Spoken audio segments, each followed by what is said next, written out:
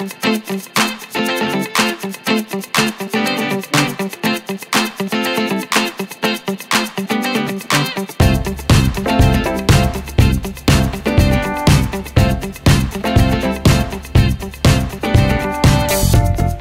résidence au Paris, à Tarbes, avec le théâtre de l'Or Bleu pour parler de Jackie, drame de princesse, que vous pourrez voir en ce mois de novembre. Et pour en parler, je suis avec Marianne Gorbachevski, bonjour. Bonjour. Et avec Corinne Marsaudier, bonjour. Bonjour. Comédienne et metteur en scène de ce spectacle que vous pourrez voir, on va commencer à vous donner les dates, du 8 au 13 novembre sur la scène du Paris à Tarbes, avec plein d'horaires différents, on va les détailler parce qu'il y a aussi des rendez-vous, beaucoup de rendez-vous qui entourent cette résidence. Mais avant, on va parler du théâtre de l'Or Bleu. Marianne, le théâtre de l'Or Bleu, ça fait combien de temps que la compagnie existe? Il a été fondé exactement en 1er janvier 2000. Pour quasiment pour le nouveau millénaire. Voilà. Quelle était l'ambition de départ de cette compagnie? Alors en fait, on peut dire que l'Or Bleu, c'est un détachement qui s'est fait à partir d'une autre structure qui existait à l'origine, qui était la Porte Bleue, qui est devenue la partie atelier. Et le théâtre de l'Or Bleu, c'est donc la partie professionnelle, fondée par une même personne, c'est-à-dire moi. Et alors l'Or Bleu, pourquoi? Parce que bon, déjà j'aimais beaucoup le nom Porte Bleue, et dans Porte Bleue il y a or et il y a bleu, et aussi là ça m'a beaucoup plus inspiré, c'est que l'Or Bleu c'est l'eau dans le désert, et qu'il me semble que l'art, la culture, c'est une nourriture nécessaire. Donc voilà. Et donc vous le déclinez sur les Hautes-Pyrénées, mais bien au-delà également, à travers cette compagnie. C'est pas la première fois que le théâtre de l'Or Bleu et vous-même vous installez au Paris dans cette fabrique artistique. Alors je crois que nous avons été une des premières compagnies à créer au Paris. C'était en 2004 avec les correspondances de Tchekhov. On a appelé de votre bien-aimé Tchekhov. C'était la dernière semaine de décembre et la semaine de représentation s'est terminée par un réveillon sur la scène du Paris avec un repas russe, puisque c'était Tchekhov. Effectivement, et c'est un événement qui est aussi un peu resté dans l'histoire du Paris, parce qu'il y a eu très rarement comme ça des événements, notamment un 31 décembre, un réveillon. Oui. C'était le premier événement, en tous les cas, de ce type à ce moment-là. Et puis après, nous sommes revenus en 2009 avec Cherche âme sœur pour la vie, donc à partir d'un fait historique et très régional, puisqu'il était question de la kermesse des célibataires d'Esparos. Qui s'était déroulée il y a 30 ou 40 ans. En 66. 66, voilà. Et puis ensuite il y a eu La Mouette de Tchekhov en 2011. Et désormais, Jackie Kennedy, c'est votre nouvelle création. Alors, on vous connaît aussi pour organiser la semaine russe, oui, sur Tarbes. Comment on passe un peu de cet amour pour la Russie à cette dame qui symbolise l'Amérique, surtout à cette période-là, où ce n'était pas forcément les meilleurs amis du monde? Alors, je vais vous dire, je suis en contact avec des alliances françaises en Russie, et on me dit que Jackie ne tournera sûrement pas en Russie. C'est dommage, parce que c'est un personnage qui va au-delà de... Après, c'est peut-être un peu généralisé, parce que c'est quand même aussi des pays qui parlent très bien anglais, il y a quand même une ouverture. Mais pourquoi de la Russie à Jackie? La semaine russe est un événement précis, qui effectivement est lié à une première création qu'on avait fait en 95. C'était Anna Akhmatova. Anna Akhmatova est une poétesse russe du début du XXe siècle, et c'est en réalisant qu'on connaissait quand même très peu la culture russe que j'ai eu envie de faire les semaines russes. Voilà. Donc effectivement, c'est lié à une première création. Et puis cette semaine russe a perduré, mais ça ne nous a pas empêché de nous ouvrir sur d'autres univers quand même. Je voulais qu'on dise un mot sur cette semaine russe, parce que c'est vrai que c'est aussi un événement de la vie culturelle tarbesque que vous portez avec la mairie de Tarbes, d'autant plus que cette année il y a eu j'ai envie de dire du lourd, encore plus que d'habitude. Du lourd et du formidable, hein. C'était vraiment une magnifique expérience. Mais donc nous avons fait venir le théâtre Koliada d'Ekaterinbourg, dans l'Oural, et nous avons accueilli pratiquement 40 personnes. Artiste, parce qu'en termes de spectateurs, il y en a beaucoup plus. Ah oui, beaucoup plus. Et puis, donc sur une semaine à peu près, avec 3 représentations. Alors on va revenir sur Jackie, qui se dévoilera, j'ai envie de dire, sur la scène du Paris. Vous allez interpréter Jackie Kennedy, ce mythe, cette princesse de l'Amérique. Le mardi 8, ça sera pour l'avant-première, mardi 8 novembre à 20h30 sur la scène du Paris, ça sera une entrée à 5 €. Le mercredi 9, ce sera également à 20h30. Le jeudi 10 à 21h. Vendredi 11, c'est relâche, c'est férié. Samedi 12 à 20h30 et dimanche 13 novembre à 16h. Vous retrouverez bien sûr tous les horaires sur le site du Paris, le paris-tarbes.fr. Avant qu'on parle de cette Jackie-là, parce que c'est une Jackie un peu particulière que vous avez choisi de dévoiler au public, je vous propose d'ailleurs de regarder un premier extrait de ce que vous pourrez découvrir. C'est un extrait des répétitions qui se déroulent actuellement au Paris. Joan était la plus jolie d'entre nous, mais aussi la plus ordinaire. Ce Teddy est vraiment une charogne.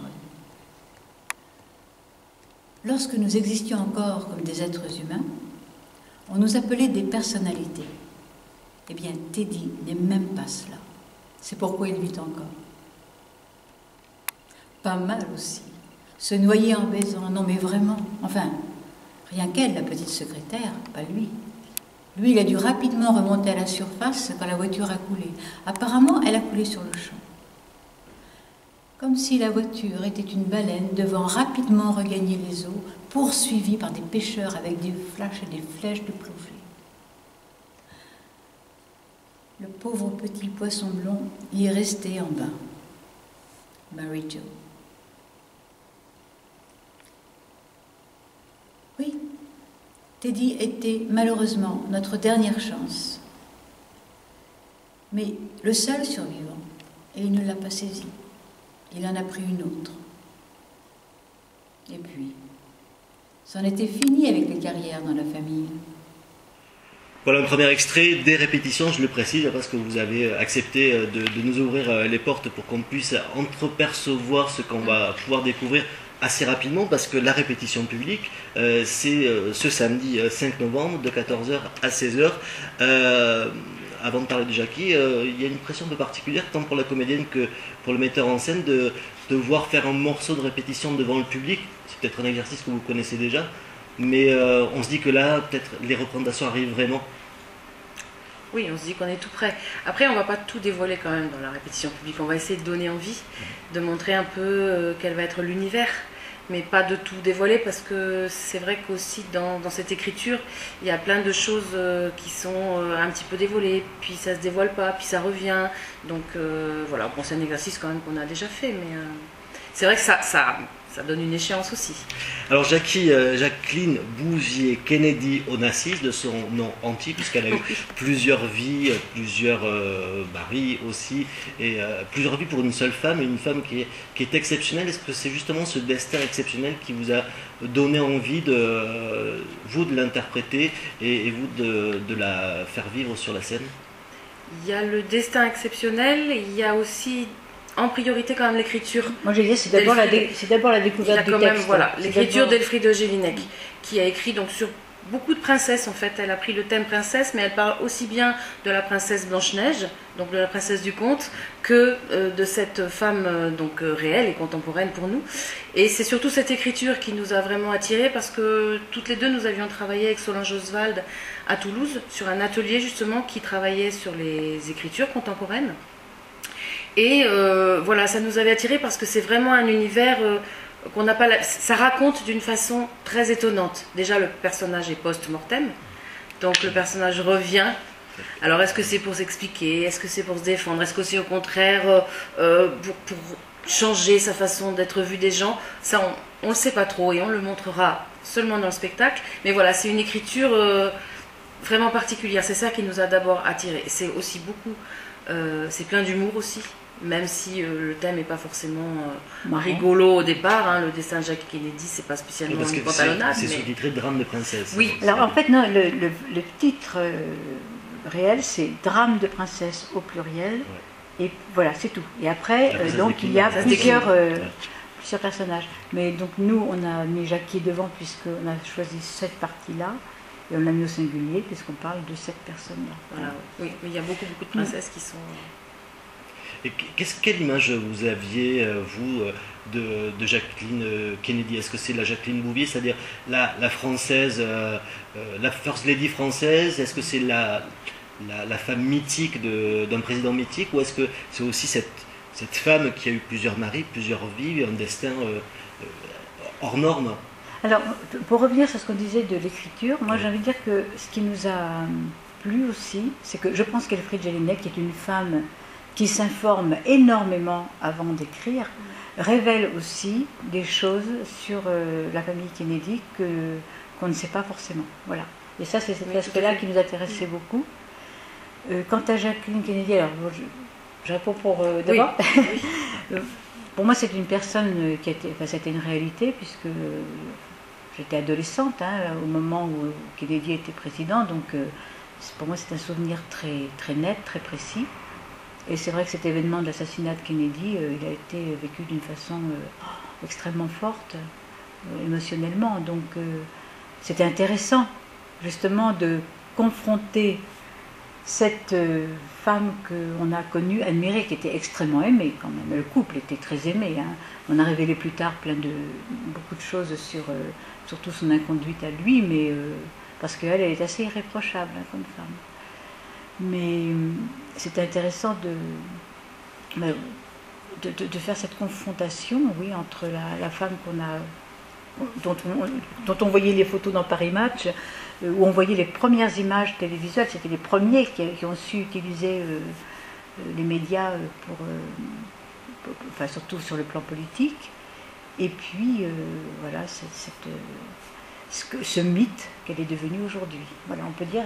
Oui, tout à fait. Moi, c'était moi, en fait, plutôt par mes parents, moi, que je l'ai connu. Mais c'est vrai que chez nous, à la maison, le président des États-Unis à l'époque, ça représentait une espèce de rêve, de famille parfaite. Et Jackie faisait partie de ça. C'était la belle dame. Et je sais que ma mère regardait comment elle était habillée, voilà ce qu'elle mettait à tel jour et tel jour. Et c'était vraiment la couverture de magazine, mais c'était très proche, comme quelqu'un qu'on aurait pu copier parce qu'elle était, voilà, c'était pas justement une princesse irréelle, mais une dame.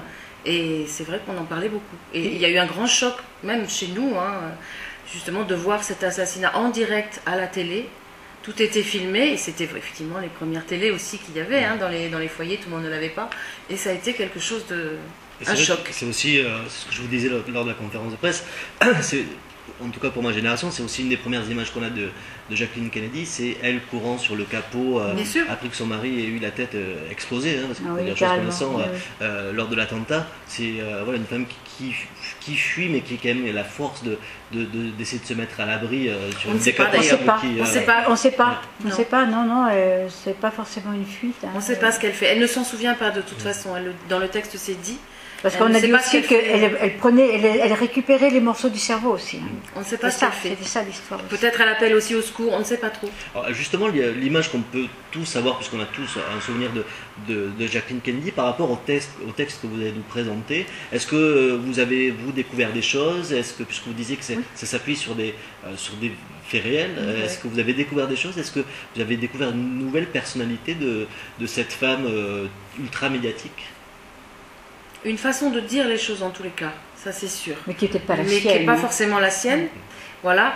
Moi j'ai appris certaines choses que j'ai vérifiées après, que je suis allée chercher parce qu'il y a des choses que je ne savais pas. Je pense que ce sera le cas aussi de beaucoup de personnes. Et puis là c'est dit d'une façon tellement particulière que ça éclaire aussi différemment cette femme.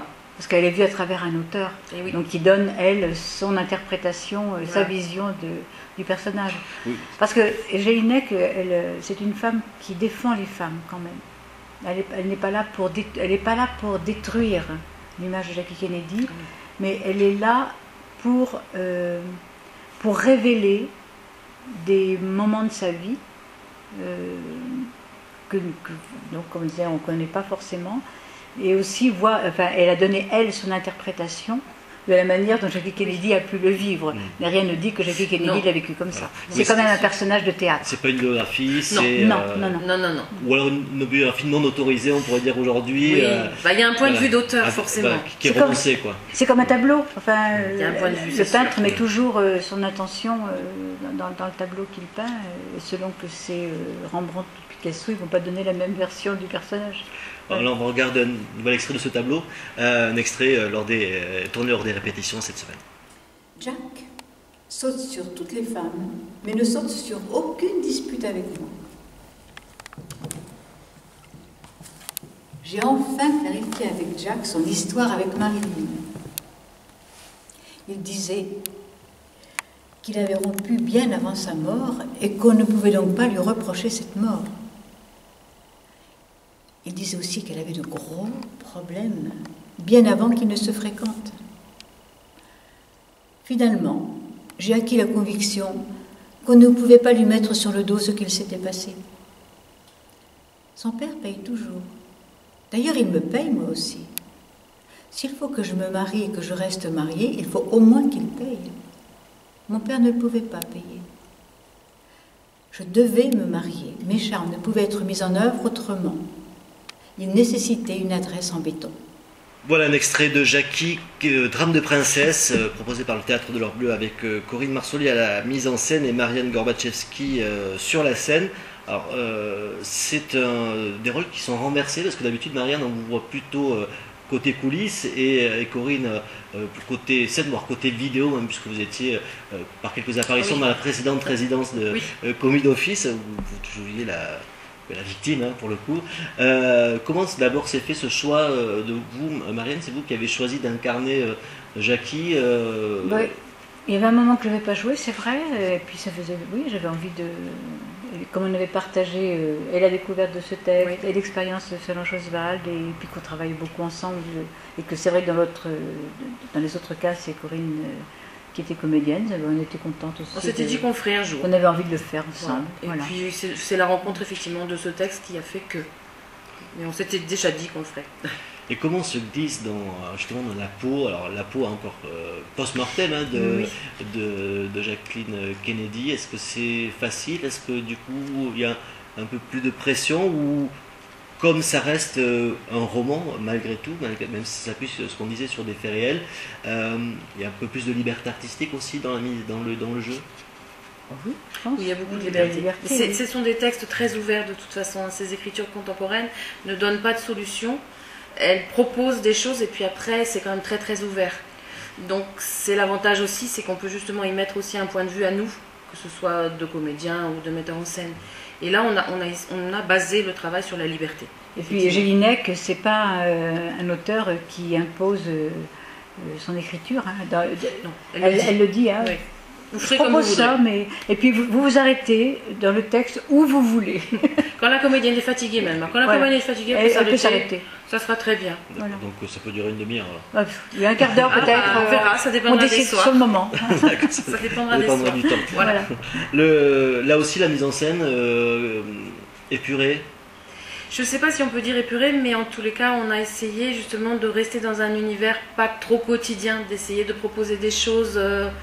Voilà, puisqu'elle est post-mortem, il ne faut pas qu'on soit dans quelque chose de trop charnel, de trop incarné. En même temps, la comédienne est là, hein, bien sûr, et de chair, mais on a essayé d'avoir cet univers, voilà, on ne sait pas trop où ça pourrait se passer, elle est là, est-ce que c'est dans un temps présent? On a quand même la notion du studio quand même. Oui. Qui existe. Parce que c'est comme une interview quand même, vu qu'elle est toute seule face à ce public. Et qu'elle s'adresse, elle s'adresse au public. Oui, elle vient, vous faites ceci, vous pensez que... Enfin, il y a beaucoup de... Donc il y a quand même cet aspect. Il y a cette notion-là, on va dire, d'interview, de dernière interview, enfin dernière. Peut-être qu'elle reviendra une autre fois, mais en tous les cas, c'est juste la seule notion. Sinon, on a évité tout ce qui est objet du quotidien ou des choses comme ça, pour que ça reste... Et puis c'est une femme désormais sans contrainte, c'est-à-dire sans contrainte médiatique, sans contrainte sociale et politique aussi. J'allais vous dire, en fait, ce qui est intéressant aussi, et ça c'est dans l'écriture, c'est que puisque tout ça a été vécu, qu'elle est sortie de ça, elle peut le dire comme elle veut. Elle peut avoir des... Elle n'est pas forcément dans la chronologie, elle peut se permettre de revenir sur une chose, de passer à autre chose d'une façon complètement incongrue. Hein. Il y a cette liberté. Tout à fait, mais oui, elle est vraiment très libre, et dans la façon de raconter, tout est derrière, dans le temps aussi. Parce que le temps n'est plus un temps qui se déroule comme ça, c'est fait. Et elle n'a plus non plus à paraître. Donc voilà, elle prend les pauses qu'elle a envie de prendre à tel moment. Et surtout, effectivement, elle n'est pas dans la chronologie. Il y a des choses qui reviennent, puis hop, ça fait penser à autre chose. Donc ça pourrait paraître décousu, ça ne l'est pas du tout parce qu'elle suit son fil, c'est très clair. Maintenant qu'on connaît bien le texte, on voit qu'elle suit vraiment un chemin, mais c'est pas forcément ni chronologique, ni c'est pas parce qu'on part d'un truc qu'on va arriver à ce qu'on penserait. Après, c'est quand même énormément centré sur la période Kennedy. Hein. Elle parle pas du tout de... Non, c'est sa période. De Nassis, c'est quand même le moment le plus important de son existence, et elle l'a dit, puisque quand elle est morte, elle avait donc refait sa vie avec... comment il s'appelle ce monsieur? Je ne sais plus. Oui, il y avait un éditeur. Maurice, c'était un éditeur. Mais elle lui a dit, non, je veux être auprès de John Kennedy et des enfants qu'ils avaient eu ensemble, puisqu'il y a eu plusieurs enfants qui étaient déjà à Arlington. Hein. Donc elle a quand même fait le choix, même dans sa mort, de rejoindre Kennedy. Ouais. Son mari, avec peut-être un grand M. Oui, ou son grand homme. L'homme qu'elle a choisi. L'homme qu'elle a choisi, l'homme qu'elle a aimé. Parce que... Oui, c'est clair que... Pour subir, il faut aimer, pour le coup, parce qu'elle a beaucoup subi. Elle a choisi un homme et elle a choisi tout le reste avec, on va dire. Voilà. On a connu d'autres dans l'actualité, plus ou moins récente, malheureusement. Parce que ce qui est intéressant aussi, c'est elle avait un père quand même qui était très particulier. Hein. C'était pas un homme conformiste, et apparemment elle n'aurait certainement pas été heureuse avec un homme conformiste. Il lui fallait quelque chose qui déborde, quoi. Il fallait pas une vie normale, entre guillemets. Ouais, cette vie presque anormale, en tout cas hors norme, on la découvrira sur la scène du Paris. Donc je rappelle les dates: samedi 5 novembre, c'est pour la répétition publique de 14h à 16h en entrée gratuite. À partir de mardi 8 et mercredi 9 à 20h30, mardi 8 c'est l'avant-première à 5 €, les autres entrées c'est à 12 €. Jeudi, ça sera 21h parce qu'il y a une conférence avant à 19h. Oui. D'ailleurs, il y a un pack en termes de tarifs, 3 € la conférence ou 10 € avec le spectacle. Un mot rapide sur cette conférence, proposée par une psychologue qui arrive de Toulouse, oui, de Toulouse. Vanessa Sudreau. C'est ça, oui, bien, elle traite de la féminité, justement, de la place de la femme, entre ombre et lumière, je crois. C'est ça, entre ombre et lumière, effectivement, féminité, voilà. Entre ombre et lumière. Donc ça nous intéressait effectivement par rapport à la place de Jackie Kennedy, dans cette grande famille Kennedy aussi, la place qu'elle a prise aussi par rapport à lui. Parce qu'on s'est rendu compte aussi que par rapport même à la campagne présidentielle, elle avait été excessivement importante. Donc la place de la femme comme ça, par rapport à la femme au foyer aussi. Donc cette conférence sera autour de ce thème. C'est la cause freudienne de Tarbes qui la propose. L'expo. Et nous avons une exposition. J'y arrive, je finis avec elle, ne vous inquiétez pas, je ne l'ai pas oublié parce qu'elle est très jolie. Vendredi 11, donc c'est relâche, c'est jour férié. Samedi 12, c'est à 20h30. Dimanche 13 novembre, ça sera la dernière, à 16h. Et effectivement, à chaque fois qu'on vient au Paris, on profite pour voir de très belles expositions. Il y a eu celle de Soen, voilà, qui s'est déjà terminée, qui était là en octobre. Et depuis ce début de mois de novembre jusqu'au 13, ce sont des photos, des photos plus officielles, mais aussi quelques photos intimes de Jacqueline Bouvier-Kennedy Onassis qu'on peut découvrir sur les murs du Paris. Oui, et nous allons faire donc le vernissage de cette exposition samedi prochain, donc le 5, le jour de la répétition publique. En suivant, à 16h, on va faire le vernissage de cette exposition, donc qui nous a été donnée par Frédéric Lecomte-Dieu, qui est donc le biographe officiel de la famille Kennedy pour la France, et qui nous a donc donné ces photos. Alors, est-ce qu'il sera présent? Ça reste très c'est la surprise. On ne sait pas. Voilà. A priori, ça va être compliqué parce que c'est un monsieur qui fait beaucoup de choses. Mais bon, peut-être viendra-t-il. S'il ne peut pas être là, on espère aussi peut-être qu'il pourra être là à une représentation et faire un bord de scène avec nous.